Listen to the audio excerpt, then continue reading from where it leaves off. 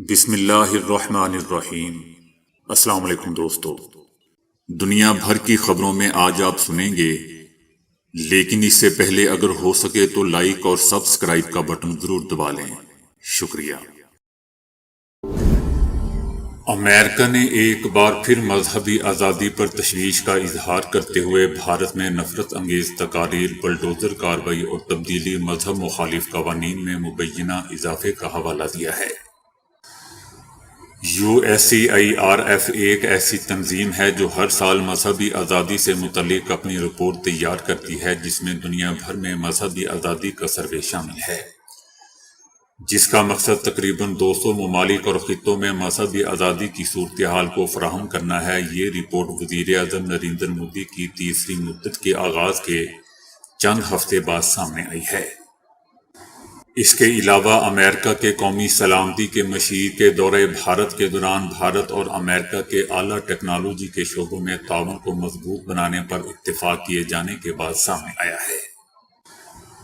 امریکی وزیر خارجہ اینٹونی بلنکن نے کہا ہے کہ بھارت میں ہم تبدیلی مذہب مخالف قوانین، نفرت انگیز تقریر اور اقلیتی مذہبی برادریوں کی عبادت گاہوں اور گھروں کو مسمار کرنے کے واقعات میں تشویشناک اضافہ دیکھ رہے ہیں۔ دوستو، یاد رہے کہ اس سے پہلے مئی میں بھارت نے بین الاقوامی مذہبی آزادی پر امریکی کمیشن کی اسی طرح کی رپورٹ کو مسترد کر دیا تھا۔ اس رپورٹ میں بھارتیہ جنتا پارٹی پر امتیازی قوم پرست پالیسیوں کو تقویت دینے کا الزام لگایا گیا تھا۔ سپریم کورٹ آف پاکستان کا کہنا ہے کہ سپریم کورٹ کا مقصد تحریک انصاف کو انتخابات سے باہر کرنا ہرگز نہیں تھا۔ چیف جسٹس آف پاکستان کا کہنا تھا کہ ہم نے PTI کی مخصوص نشستوں کی لسٹ طلب کی تھی، وہ نہیں ملی۔ وکیل نے جواب دیا کہ سارا ریکارڈ جمع کروا دیا گیا ہے، کیس سے متعلق حتمی پیپر بک جمع کرا دی ہے۔ الیکشن کمیشن سے کہا ہے کہ 81 آزاد امیدواروں کے کاغذات نامزدگی مجھے مہیا کرے، میں تحریک انصاف کے فارم 66 بھی عدالت کو مہیا کر دوں گا۔ چیف جسٹس آف پاکستان قاضی فائز عیسیٰ نے ریمارکس دیے کہ ایک شخص اگر شادی کرنا چاہے تو لڑکی کی رضامندی ضروری ہے۔ جس پارٹی سے انتخابات لڑنے ہیں اسی کی پارٹی سے منسلک ہونے کا سرٹیفکیٹ لگانا ضروری ہے نا؟ سرٹیفکیٹ تحریک انصاف نظریاتی اور ڈکلیریشن PTI کا کرے تو قانون کیا کہتا ہے؟ مختلف شہروں کے ریٹرننگ افسران ہوتے ہیں، ہر ریٹرننگ افسر اپنے طریقے سے کام کرے گا۔ نشان چھوڑیں، ہمیں امیدوار کی سیاسی وابستگی کے بارے میں بتائیں۔ وکیل الیکشن کمیشن نے جواب دیا کہ امیدوار کی ڈکلیریشن اور پارٹی کے ساتھ وابستگی ظاہر ہونا ضروری ہے۔ اگر ڈکلیریشن سیاسی وابستگی میچ نہ ہو تو آزاد امیدوار ہوتا ہے۔ بھارت کی صدر کا کہنا ہے کہ یہ دنیا کا سب سے بڑا الیکشن تھا، تقریباً 64 کروڑ ووٹروں نے جوش اور ولولے کے ساتھ اپنا حق رائے دہی استعمال کیا۔ ان کا کہنا تھا کہ ہندوستان دنیا کی تیسری سب سے بڑی معیشت بننے کی راہ پر گامزن ہے۔ دوسری جانب سماج وادی پارٹی کے سربراہ کا کہنا تھا کہ اگر ہندوستان 5ویں بڑی معیشت ہے اور تیسری بڑی معیشت بننے جا رہا ہے تو ملک کے کسان اس قدر پریشان کیوں ہیں، اور ملک کا نوجوان بے روزگار کیوں پھر رہا ہے، اور ہر طرف اتنی مہنگائی کیوں ہے۔ ان کا کہنا تھا کہ اس طرح کی کہانی سنانے سے ہمارا کسان خوش نہیں ہوگا اور نہ ہی ہمارا نوجوان۔ ایک نئی تحقیق میں پلاسٹک کی بوتل میں موجود کیمیکل اجزاء اور شوگر کے خطرات کے درمیان دوستوں تعلقات کے شواہد سامنے آئے ہیں۔ جنرل ڈائبٹیز میں شائع ہونے والی ایک تحقیق میں بتایا گیا ہے کہ کھانے اور پینے کے پیکیجز بشمول پانی کی پلاسٹک کی بوتلیں بنانے کے لیے استعمال کیے جانے والا کیمیکل جسم میں شوگر کو قابو کرنے والے ہارمون انسولین کی حساسیت کو کم کر دیتا ہے۔ تحقیق کے نتائج امریکن ڈائبٹیز ایسوسی ایشن کے تحت منعقد ہونے والے سائنٹیفک سیشن میں پیش کیے جائیں گے۔ ماضی کی اسٹڈی میں یہ بات بتائی جا چکی ہے کہ کیمیکل BPA پلاسٹک اور ایپوکسی ریسن بنانے کے لیے استعمال کیا جاتا ہے جو انسانوں کے ہارمونز میں خلل ڈالتا ہے۔ دوستو یاد رہے کہ ماضی میں کی جانے والی کسی بھی تحقیق میں اس کیمیکل اور شوگر کے خطرات میں اضافے کا براہ راست جائزہ نہیں لیا گیا تھا۔ فلسطینی مجاہدین نے صہیونی فوجوں کے مراکز پر سنگین حملے کیے ہیں۔ حماس کے فوجی بازو القسام بریگیڈ نے اعلان کیا ہے کہ ان کے مجاہدین نے جنوبی غزہ کے شہر رفح کے مشرق میں واقع مسجد الشبلی کے اطراف میں شدید حملے کیے ہیں۔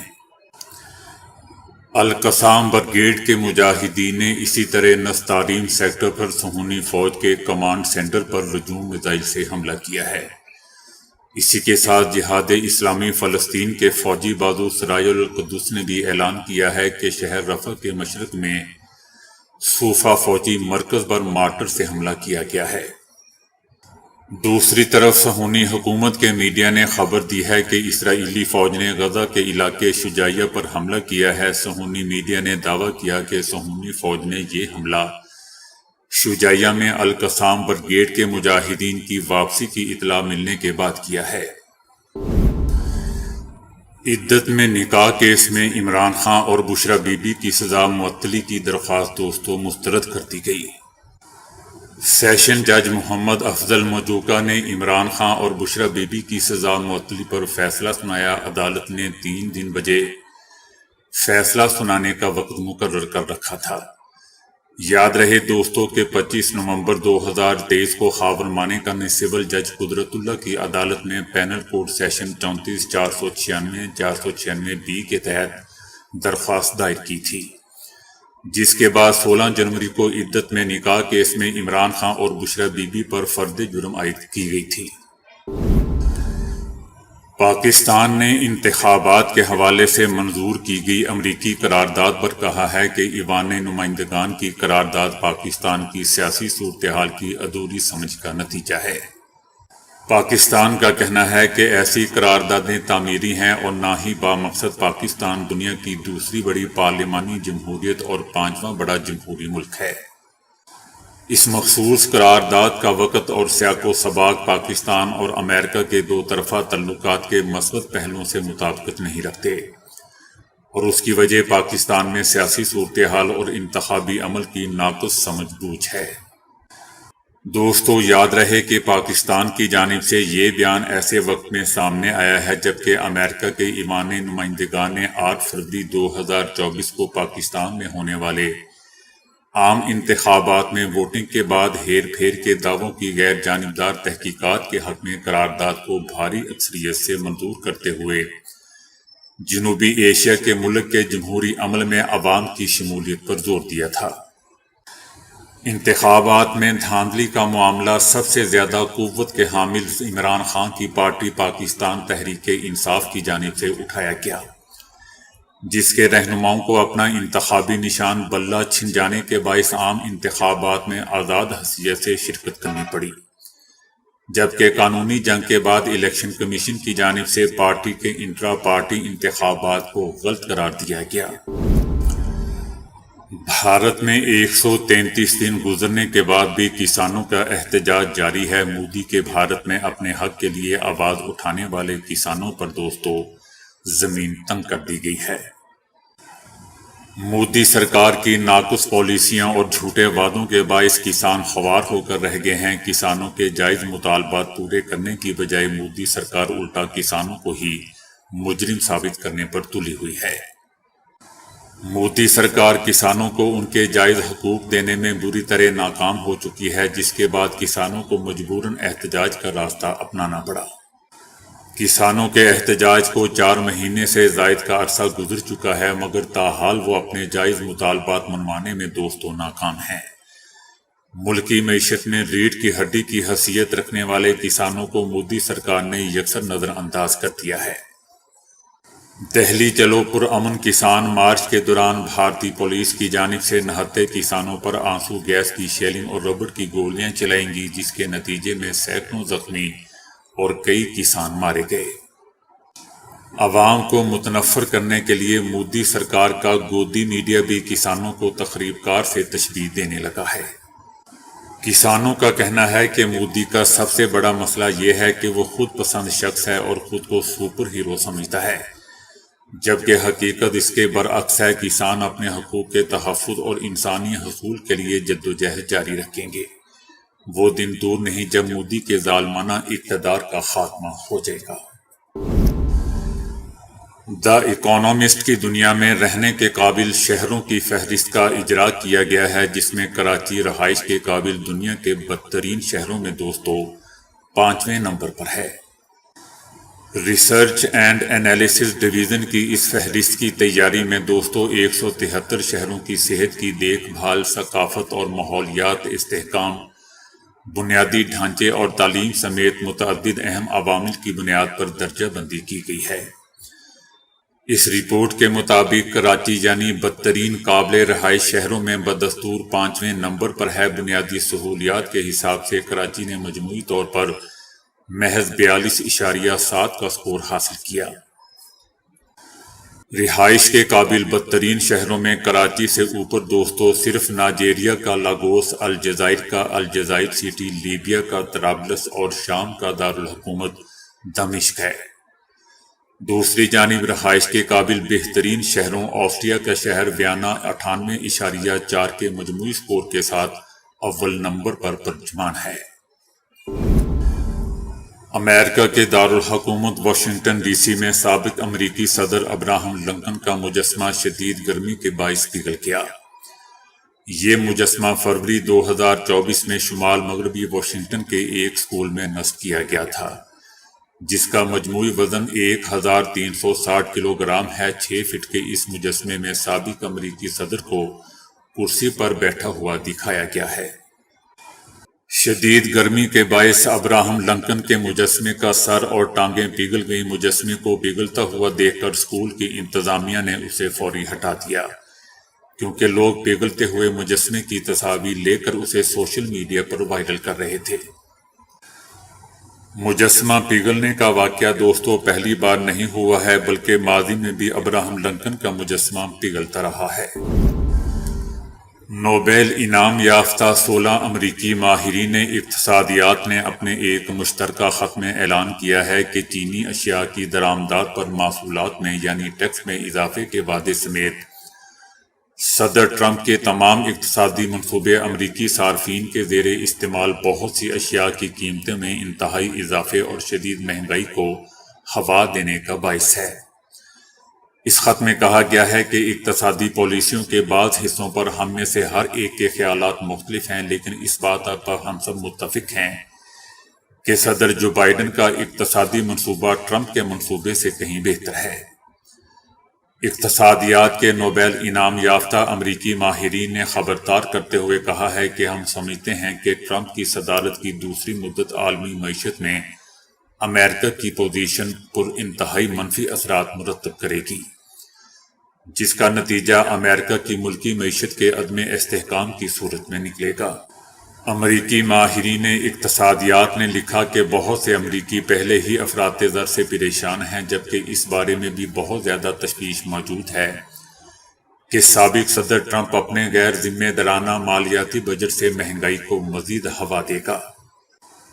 دوستو یاد رہے کہ سابق صدر ٹرمپ نے وعدہ دیا ہے کہ امریکی صدارت کے حصول کے بعد چینی اشیاء کی درآمدات پر لاگو ٹیرف میں وہ 60% اضافہ کر دے گا، جس کے بارے میں امریکی اقتصادی ماہرین کا کہنا ہے کہ اس فیصلے سے امریکہ میں اشیاء کی قیمتیں انتہائی بڑھ جائیں گی۔ چینی سائنسدانوں نے ایک ایسا ماحول دوست پلاسٹک ایجاد کر لیا ہے جو دھوپ اور آکسیجن کی موجودگی میں صرف ایک ہفتے کے دوران بے ضرر مادوں میں بدل کر ختم ہو جاتا ہے۔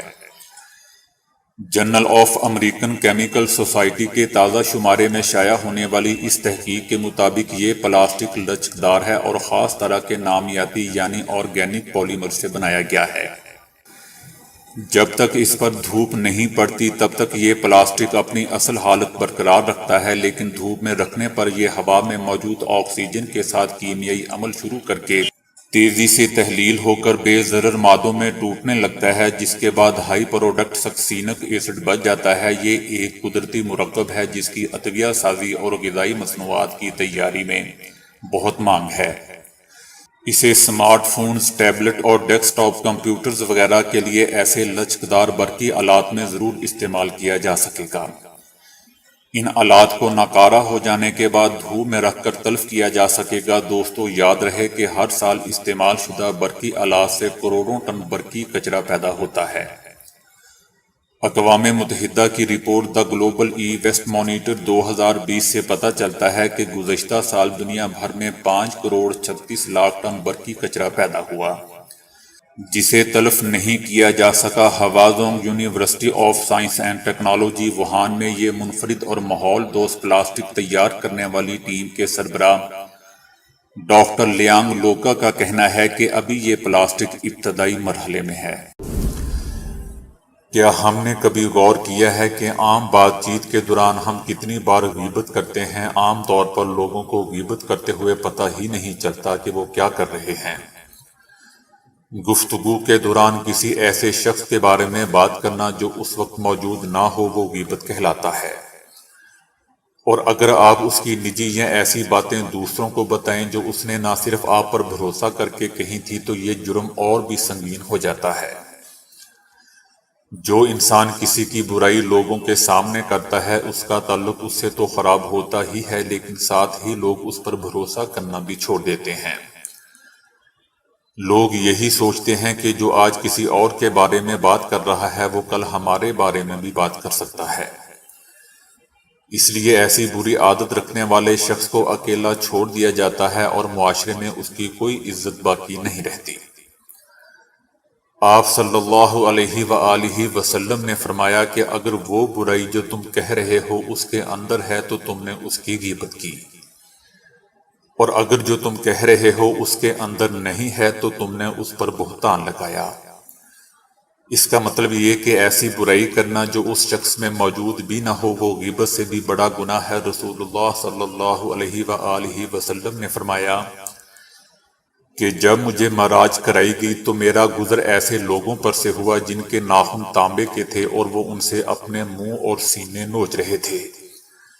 میں نے پوچھا جبرائیل یہ کون لوگ ہیں؟ جبرائیل نے کہا کہ یہ وہ ہیں جو لوگوں کی غیبت کرتے اور ان کی بے عزتی کرتے تھے۔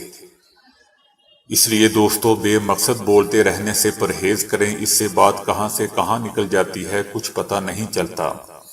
اور دوسرا یہ کہ جہاں غیبت ہو رہی ہو وہاں سے اٹھ جانا ہی بہتر ہے۔ تو دوستو، ابھی کے لیے اتنا ہی۔ ویڈیو کو لائک اور شیئر کرنے کا بہت بہت شکریہ۔